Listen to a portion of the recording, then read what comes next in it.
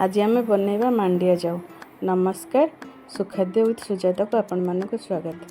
तो समस्त घरे खरा दिन प्राय बनी थाए समस्त तो मांडिया जाऊ बन आसी मु बिगनर्स मानक कहूँ जो मैंने नुआ नुआ शिखुवे भाग माप सहित से आम गोटे कप मांडिया चूना नहीं गले ताको गोटे कप पानी देकी भल भाव फेंटी दबा। तापर गोटे पात्र आम से सेम कप्रे 4 कप पानी नहीं जा 4 कप पानी को गरम हाँवाई छाड़ीदबा। एपटे मांडिया चूना को भल भाव जो ठंडा पानी रे ताको भल भाव फेंटी दबा। ये पानी गरम हो गला आम ताको ढालिकी भल भाव घांटा से टिके अल्प 2 चमच पानी देकी पकई देछि। तापर या भल भाव घांटी दबा। ए लुण पड़ेनी तो आम मु पारंपरिक पद्धति हिं तैयारी आगरू तैयारी हुए।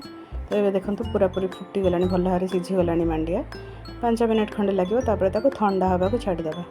राति कले आम सकाଳେ ही खाइबा। ताकू मुझे घोड़े देती टिके एयर पास कले ही भल से गोटे कपड़ा ढाँकीदेली सका आम खोलिबा। ताकू देखो केमती पूरा हो जाए। दही और गुड़ देकी खिया जाए। तो आमर प्रस्तुत हो गला मांडिया जाऊ। Thanks for watching.